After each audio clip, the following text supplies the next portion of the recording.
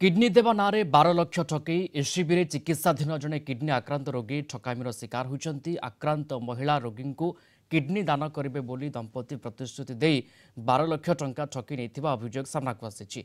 संपृक्त रोगी जनक कटक मंगलबाग थाना पुलिस द्वारस्थ होती। घटना पुलिस मामला रुजु कर ठक दलाल दंपति को थाना अटक रखी तनाघना करुच्ची।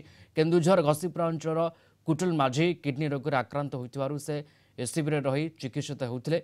तेज ए समय कुटुल और स्वामी सहित डाक्तखाना वार्ड्रे मार्कंड और स्त्री सहित जोगाजोग आसी किडनी दान करेंगे से प्रतिश्रुति देते। यापर कुटुल मार्कंड 9,50,000 टंका एग्रीमेंट्रे एवं अतिरिक्त 3 लाख टंका नहीं यापर धराछुआ दे नथिले।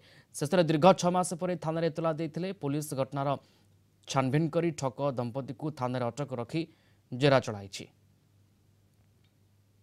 जो कंप्लेनेंट बड़ मेडिकल जनक व्यक्ति को देखाई किडनी रिलेटेड डिजीज रो ट्रीटमेंट पाई तापर तांको भितरे कथबार्ता है से माने स्थिर करथिले जे से माने किडनी ट्रांसप्लांट पाई से किडनी ताको डोनेट करिवे।